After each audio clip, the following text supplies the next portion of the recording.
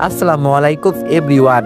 স্বপ্ন ভাঙা গল্পের তৃতীয় পার্ট। তো চলো বেশি কথা না কইয়া গল্প শুরু করা যাক। হয়তো এটাই তোমার সাথে আজকে আমার সেই দেখা। আরেকবার হয়তো কবে দেখা হবে তা আমি নিজেও জানি না। আমি বললাম, প্রিয়া তুমি কি সব উল্টাপাল্টা কথা বলছো? তোমার কি মাথা খারাপ হয়ে গেছে? আর কি বলছো? তোমার সাথে আজকে আমার সেই দেখা, আজকে আমাদের একটা শুভরাত্রি। এই রাত্রে কেউ এইসব কথা বলে? রিয়া বলল, জানো খুব ইচ্ছে ছিল সুন্দর একটা সংসার করব তোমার সাথে আমার বাকি জীবনটা কাটিয়ে দিব, কিন্তু আমার বাবা তা হতে দিল না। তুমি হয়তো কিছুই বুঝতে পারছো না, তাই তো আমি তোমাকে বুঝিয়ে বলি। আমার খুব ইচ্ছে ছিল বিদেশে গিয়ে ডাক্তারি পড়াশোনা করব, বাংলাদেশের একজন বড় ডাক্তার হব, কিন্তু আমার বাবা আমাকে দিল না বিদেশে পড়াশোনা করার জন্য। বিদেশ থেকে এসেও তো আমাকে বিয়ে দিতে পারতো তোমার সাথে, কিন্তু বাবা সব শেষ করে দিল। কিন্তু আমি আমার স্বপ্ন শেষ হতে দিই নাই। এজন্য লুকিয়ে বাবাকে না বলে বিদেশে কলেজে ইন্টারভিউ দিয়েছি। সেখানে সেই কলেজে আমি চান্স পেয়েছি।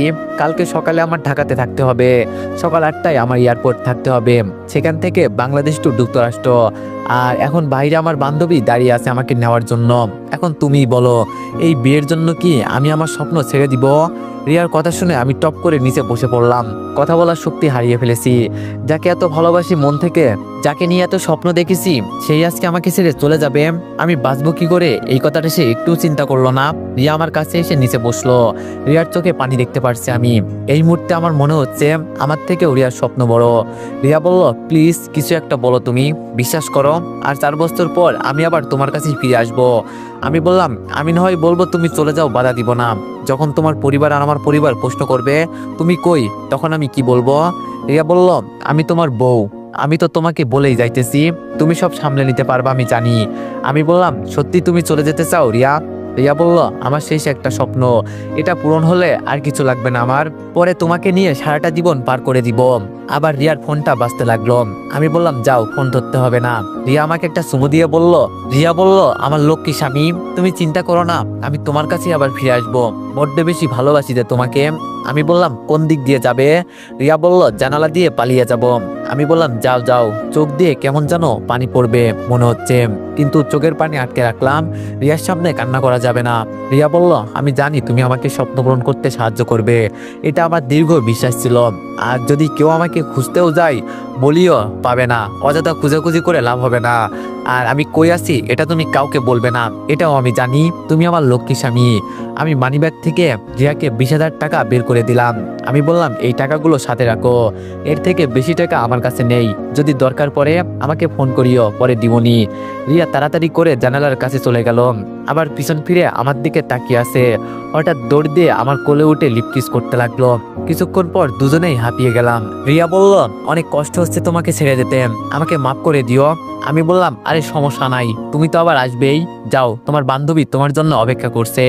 ওয়ানএক্স হচ্ছে সবচেয়ে বিশ্বস্ত বুকমেকার, পিএইচডি এবং সিরিয়া এই অ্যাপের অফিসিয়াল পার্টনার। এই অ্যাপে আপনি cricket, football, tennis live match দেখে এবং তাদের ভবিষ্যৎবাণী করে সহজেই অর্থ উপার্জন করতে পারবেন। সেই সাথে বিএমডাব্লিউ গাড়ি, আইফোন, ল্যাপটপ এবং আরও অনেক নগদ পুরস্কার জেতারও সুযোগ রয়েছে। এই অ্যাপটিতে আপনি crash crystal, under and over 21 ইত্যাদি গেম খেলে সহজেই আয় করতে পারবেন।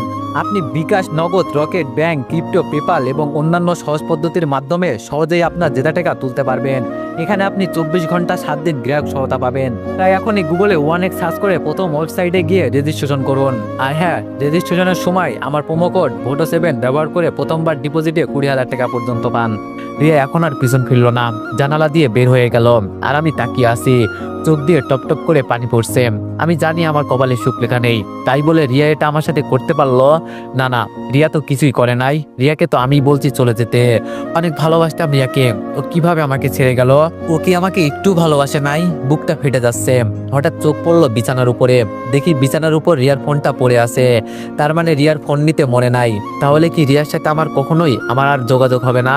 না না, এ হতে পারে না। দাঁড়িয়ে থেকে জোরে একটা চিৎকার দিলাম, আমার সাথে কেন এমন হলো? কি করেছি আমি?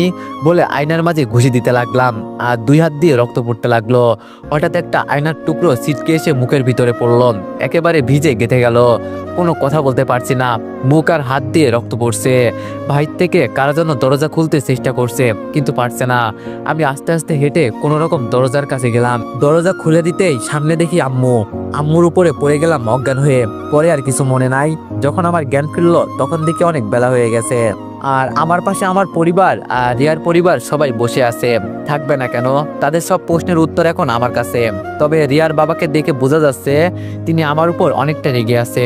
শ্বশুর বলল, বিআই সাহেব, আপনার ছেলেকে জিজ্ঞেস করুন আমার মেয়ে কোথায়। এ কি, আমি তো কথা বলতে পারছি না, মুখে কি জানি ওরা দিয়ে রাখছে। আমি ভাবিকে ইশারা করে বললাম একটা খাতা আর কলম এনে দিতে। ভাবি তাই এনে দিল। আমি লিখলাম, মিম পড়াশোনার জন্য বিদেশে চলে গেছে আজকে সকালের প্লেনে হয়তো। শ্বশুর বলল, হোয়াট, তুমি এসব কি বলছো? আমি বললাম, যা সত্যি তাই বলছি, ও স্বপ্ন পূরণ করতে গেছে। শ্বশুর বলল, তো তুমি আটকালে না কেন? আমি বললাম, আমার কি করার আছে, আপনার মেয়ে চলে গেলে জোর করে ধরে রাখতে পারতাম, তবে আমি ওকে যেতে দিছি, এজন্য ও শেষ স্বপ্ন ছিল এটা। নুরি বলল, তো আপুর ফোন বন্ধ বলছে কেন? আমি বললাম, তোমার আপু ফোন নেয় নাই, ফোনটা রেখে গেছে। রাগে শ্বশুর মশাই আমার আব্বুকে উদ্দেশ্য করে বললাম, তোরে দেখে ভালো মনে হয়, আর তোর পোলা এত নষ্ট কেন? আব্বু বলল, দেখ, আমার ছেলের নামে একটাও খারাপ কথা বলবি না, তোর মেয়ে চলে গেলে আমার ছেলে কি তারে ধরে রাখতে পারবে? শ্বশুর বলল, তোর ছেলে আমার মেয়েকে কি করেছে জিজ্ঞেস কর, নাকি আমার মেয়েকে মেরে ফেলেছে।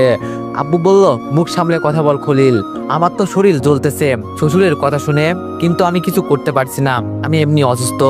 শ্বশুর বলল, কি মুখ সামলে কথা বলবো? তোরা সবাই মিলে যুক্তি করে আমার মেয়েকে। বাবা ঠাস করে শ্বশুর মশাইয়ের গালে চড় দিয়ে দিল। শ্বশুর বলল, তুই আমাকে চড় দিলি, তোরে আমি দেখে নিব আমার মেয়েকে যদি না পাই।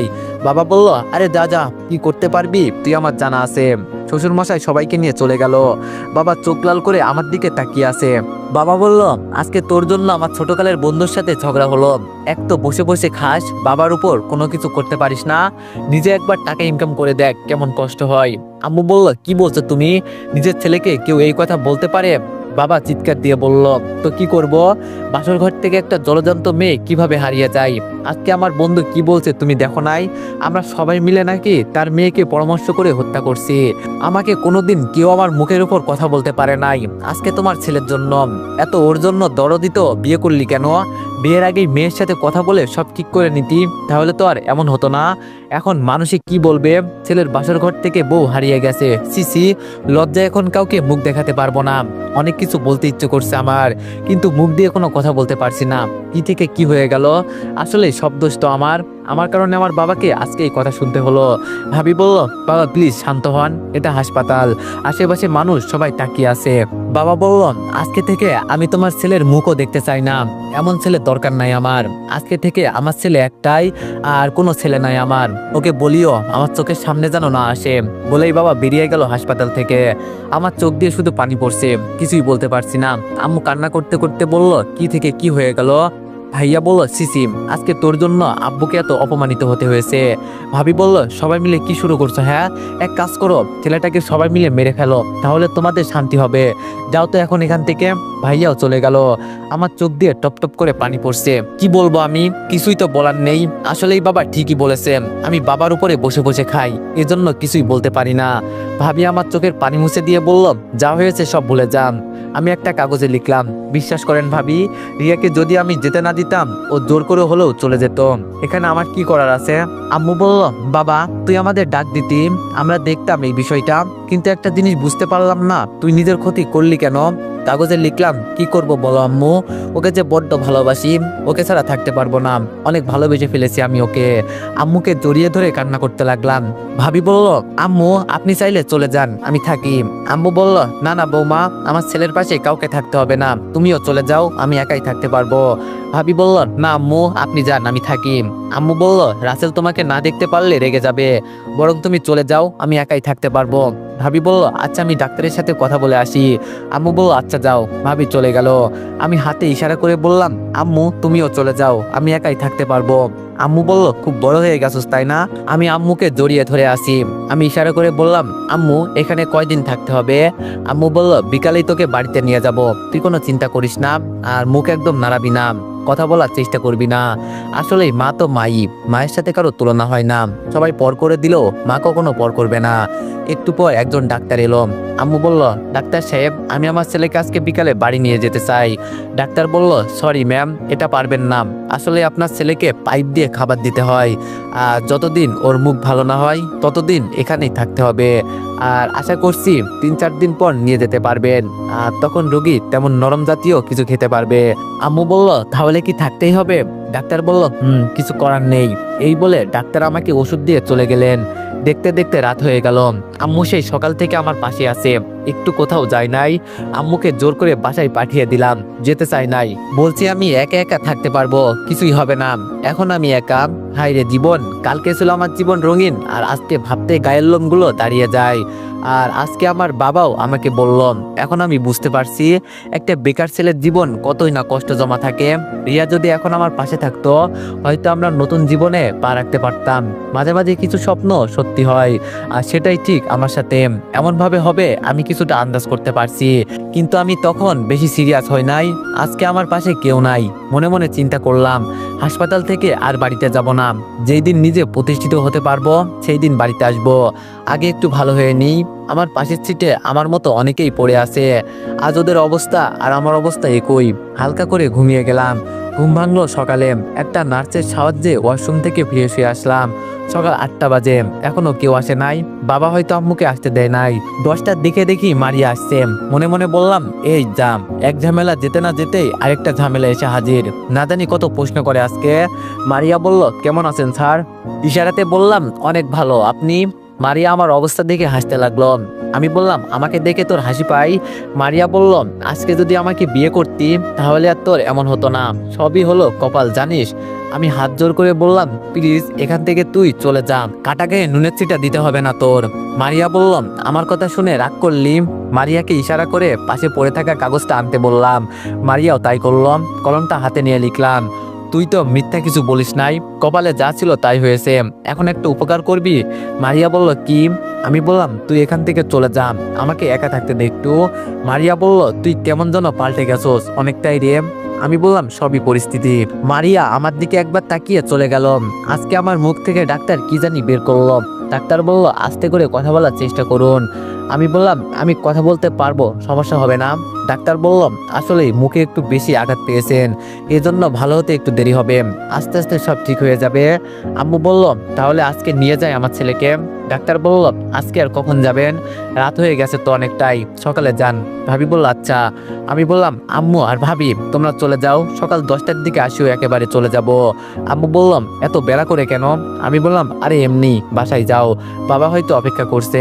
একটু পর সবাই চলে গেল। এই 4 দিনে ভাইয়া আর বাবা একটু আমার খোঁজ খবর নিল না।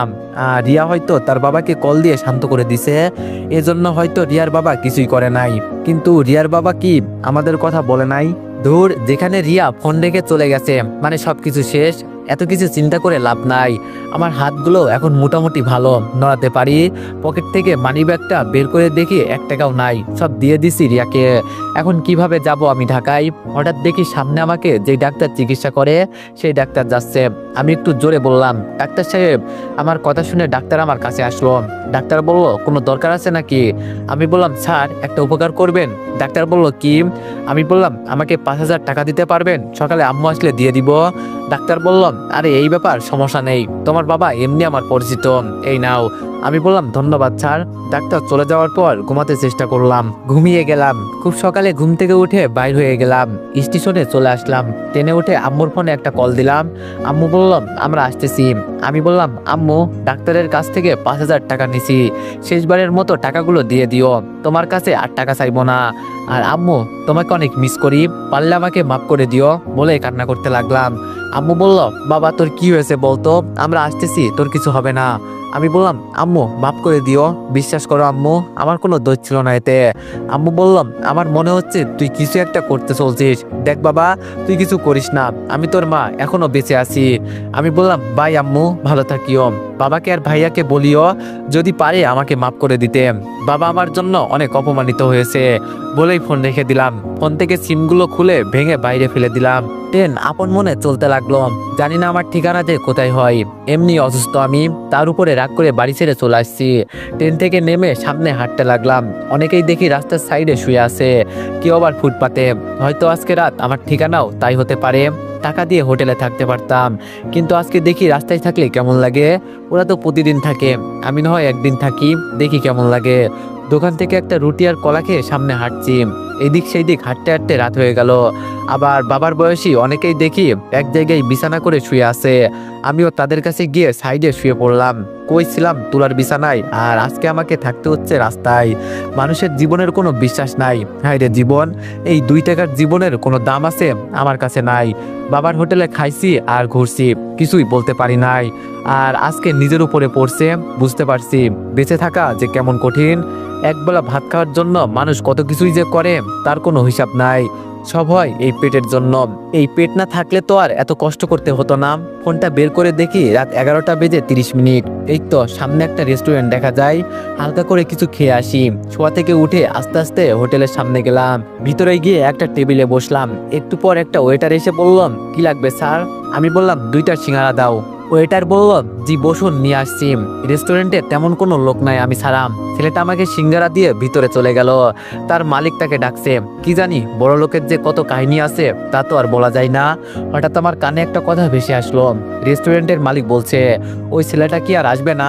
ওয়েটার বললাম, না স্যার, আসবে না। আর স্যার, ওর সাথে আমার কথা হয়েছে, ও নাকি দেশের বাইরে চলে যাবে। মালিক বললাম, বুঝতে পারছি। তুমি তো আর একা সবকিছু সামলাতে পারবে না। তোমার পরিচিত কোনো ছেলে থাকলে নিয়ে আসিও, বলিও বেতন ভালো দিব। ছেলেটা বলল, আমি চেষ্টা করব। আমি মনে মনে বললাম, এই তো সুযোগ, এই সুযোগ হাতছাড়া করা যাবে না। এক তো আমি কোনো কাগজপত্র আনি নাই, তাই বর্তমানে আমাকে এই কাজই করতে হবে। খাবার রেখে ওদের সামনে চলে গেলাম। আমি বললাম, আসসালামু আলাইকুম স্যার। উনি দেখতে অনেকটা আমার বাবার বয়সী। মালিক বলল, কিছু কি বলবে? আমি বললাম, আসলে আপনার রেস্টুরেন্টের লোক লাগবে, আমি মাত্র শুনেছি। মালিক বলল, একটা ছেলে চলে গেছে, আর ও একা কাজ করতে পারবে না, এজন্য লাগবে। আমি বললাম, জি আমি শুনেছি, আমাকে নেওয়া যাবে? মালিক বলল, দেখে তো মনে হয় কোনো বড় লোকের ছেলে, তো এখানে চাকরি করতে চাও কেন? আমি বললাম, সে অনেক কাহিনী, পরে একদিন বলবো, আগে বলেন আমাকে চাকরি দিবেন কিনা। মালিক বলল, ছাড় বা কিছু বলা লাগবে না, আমাকে মামা বলে ডাকবে। আমি বললাম, জি মামা। মামা বলল, পারবে ওর সাথে কাজ করতে? আমি বললাম, জি পারবো, আপনাকে চিন্তা করতে হবে না, শুধু আমাকে কাজ বুঝিয়ে দিবেন। মামা বললাম, আচ্ছা তাহলে তো হয়েই গেল। কালকে সকাল 5টায় চলে আসবা। আর তোমার ডিউটি 5টা থেকে রাত 8টা পর্যন্ত, বেতন 11,000 দিব। পরে যদি ভালো কাজ করো তাহলে পরে বাড়িয়ে দিব, চলবে তো তোমার? আমি বললাম, জি মামা। চলবে মানে দৌড়বে। মামা বলল, ওর সাথে পরিচয় হও, ও রাজু, এখানে 5 বছর ধরে কাজ করে। আমি বললাম, কি এতদিন? মামা বললাম, আর ওর বাসাও এখানে। আমি বললাম, আচ্ছা আমি তাহলে আসি, এই নেন আমার বিল। মামা বলল, না না, তোমার কাছ থেকে টাকা নেওয়া যাবে না। কালকে যদি না আসো, এজন্য তুমি আমার কাছে যেন ঋণী থাকো। আমি একটা হাসি দিলাম, বললাম, মামা চাকরিটা দিয়ে আমার বড় একটা উপকার করলেন, বলে বোঝাতে পারবো না। তাহলে আজকে আসি। রাজুর সাথে একটা টেবিলে বসলাম। রাজু বলল, তাহলে আজকে থেকে আমরা বন্ধু। তো তোমার নাম কি? আমি বললাম, আমার নাম দীপু। বন্ধু তো এমনিতেই হওয়া লাগবে, যেহেতু কালকে থেকে একসাথে কাজ করব। আচ্ছা রাজু, তুমি আমাকে একটা হেল্প করবে? রাজু বলল, বলো কি করতে হবে। আমি বললাম, আসলে আমার থাকার মতো একটা জায়গা লাগবে, এখানে কোনো ভালো ম্যাচ পাওয়া যাবে? রাজু বলল, ও এই ব্যাপার, তুই মামার সাথে থাকতে পারিস। মামার ছেলে মেয়ে এমনকি বউ বিদেশে থাকে, আমাকে বলছিল থাকতে, কিন্তু আমার তো আমার পরিবারের সাথে থাকতে হয়। আমি বললাম, তাহলে তুই মামার সাথে আলাপ করে জানিয়ে দিস আমাকে কালকে। রাজু বলল, ওকে। আমি বললাম, তোর ডিউটি যেহেতু 8টা পর্যন্ত, তুই এখনো যাস নাই কেন?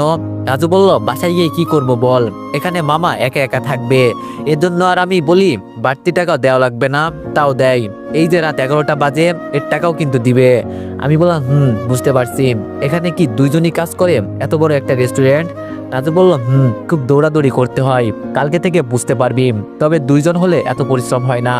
আমি বললাম, এখানে রান্না বান্না করে কে? রাজু বলল, দাদু। আমি বললাম, এই দাদুটা আবার কে? রাজু বলল, আমি দাদু বলে ডাকি, তবে ওনার বয়স এই 50-এর কাছাকাছি।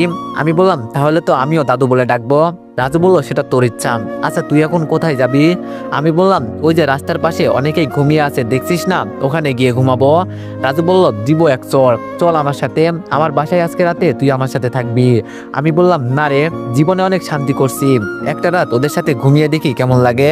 রাজু বলল, আচ্ছা তোর সম্পর্কে কিছুই জানা হলো না। আমি বললাম, আসি তো, আস্তে আস্তে সব জানতে পারবি। আচ্ছা তুই এখন চলে যাবি নাকি?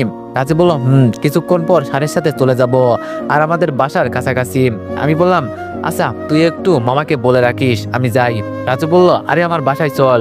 আমি বললাম, না রে, আমার ইচ্ছা পূরণ করি, দেখি কেমন লাগে একটা রাত। রাজু বলল, আচ্ছা যা, আর আমার ফোন নাম্বারটা রাখ, যদি ভালো না লাগে আমাকে ফোন করিস, আমি আসবো নি।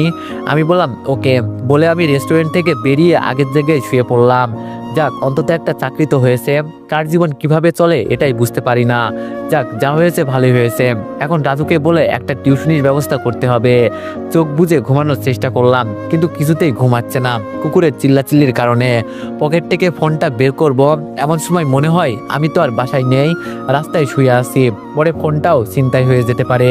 শুয়ে শুয়ে রিয়ার কথা চিন্তা করতে লাগলাম। আহারে রিয়া, নামটা কি সুন্দর। আর আজকে রিয়ার কারণেই আমি রাস্তায় শুয়ে আছি। জীবনের কি একটা ইতিহাস সৃষ্টি করলাম আজকে। এজন্য মানুষ বলে কপালের নামই হলো গোপাল। কখন যে ঘুমিয়ে গেলাম চিন্তা করতে করতে নিজেও জানি না। খুব সকালে ঘুম থেকে উঠে পড়লাম, দেখি 4:30 বাজে। উঠে একটু চারিদিকে তাকিয়ে দেখলাম সব রাস্তাঘাট কেমন যেন নীরব হয়ে আছে। হাঁটতে হাঁটতে রেস্টুরেন্টের ভিতরে চলে গেলাম। জীবনের প্রথম চাকরি, খুব আনন্দ হচ্ছে। ভিতরে গিয়ে দেখি শুধু দাদু এসেছে, উনি রান্না করছেন। আমি বললাম, আসসালামু আলাইকুম দাদু, কেমন আছেন? দাদু বলল, জি ভালো আছি, কিন্তু তোমাকে তো চিনলাম না। আমি বললাম, আমি আজকে থেকে এখানেই চাকরি করব। দাদু বলল, ও তাই বলো, কিন্তু এত সকালে যে? আমি বললাম, আমি সবসময় সকালে ঘুম থেকে উঠি, তাই চলে আসলাম। দাদু বলল, ভালো ভালো, আজকালের ছেলেরা 10টার আগে ঘুম থেকেই ওঠে না। আমি বললাম, দাদু আমি আপনাকে হেল্প করব। দাদু বলল, তুমি রান্না করতে পারো? আমি বললাম, জি দাদু পারি, আম্মু আমাকে সব শিখিয়ে দিয়েছে, আর আমি রান্নাও করছি। দাদু বলল, তুমি তো দেখি লক্ষ্মী ছেলে, এমন ছেলে হাজারে একটা হয়। আসো আসো, এই আটাটা একটু মাখিয়ে দাও। আমি বললাম, দেন দাদু। দাদু বলল, তো তোমার বাসা কোথায়? আমি বললাম, জি দাদু, মোহনগঞ্জ। দাদু বলল, এটা আবার কোথায়, চিনলাম না তো। আমি বললাম, ময়মনসিংহ নেত্রকোনা চিনেন? দাদু বলল, আর বলতে হবে না, চিনে ফেলেছি। আমি বললাম, একটু বলতেই চিনে ফেলছেন? মামা বলল, কি কথা হচ্ছে দুজনের? দাদু বলল, এই তো ছেলেটার পরিচয় জানলাম, দেখো কি ভাগ্যবান ছেলে নিয়ে আসছো তুমি, সব রান্না করতে পারে ও। যাক, মাঝে মাঝে আমি একটু সাহায্য পাবো। মামা বলল, যাক তাহলে ভালোই হলো। তো তুমি কখন এলে? দাদু বলল, অনেক আগে। মামা বলল, আচ্ছা তোমার নামটা কি? আমি বললাম, জি দীপু। দাদু আপনি থাকেন, আমি যাই, বলেই বাইর হলাম। রাজু বলল, আরে দীপু কখন এলি? আমি বললাম, এই তো অনেকক্ষণ হলো। রাজু বলল, নে তাড়াতাড়ি করে এটা পরে নে। আমি বললাম, দে। ড্রেসটা পরে নিজেকে কেমন কেমন যেন সত্যিকারের ওয়েটার ওয়েটার লাগছে। রাজু বলল, সবার সাথে ভালো ব্যবহার করবি, যে যেভাবে বলবে সেভাবেই করবি। আমি বললাম, আরে এটা নিয়ে তোর চিন্তা করতে হবে না। রাজু বলল, এই যা, টেবিলে একজন বসছে, যা দেখ কি চাই, আর আমি তোরে দেখি তুই কি কাজ করতে পারবি কিনা। প্রথম কাস্টমার, আল্লাহর নাম নিয়ে সামনে চলে গেলাম। আমি বললাম, আসসালামু আলাইকুম স্যার, কি লাগবে? কাস্টমার বলল, ওয়ালাইকুম আসসালাম, 2টা রুটি নিয়ে আসো। আর তোমার কথায় আমি খুশি হলাম, সালাম দিয়ে কথা বলো, এটা আমার খুব পছন্দ হয়েছে। আমি বললাম, জি স্যার, একটু বসুন, আমি নিয়ে আসছি। রাজু বলল, বন্ধু তুই তো ফাটিয়ে দিছোস, তোর দ্বারা হবে, অল দ্য বেস্ট। আমি একটা হাসি দিয়ে কাজ করতে লাগলাম। আসলে এই মানুষের পরিস্থিতির কারণে সবকিছুই করতে পারে। এভাবে সারাদিন চলে গেল। বিকালের দিকে একদল। তো এভরিওয়ান, নেক্সট পার্টের জন্য সবাই অপেক্ষা করো, আর সবাই একটু বেশি বেশি লাইক আর কমেন্ট করে দিও। ধন্যবাদ।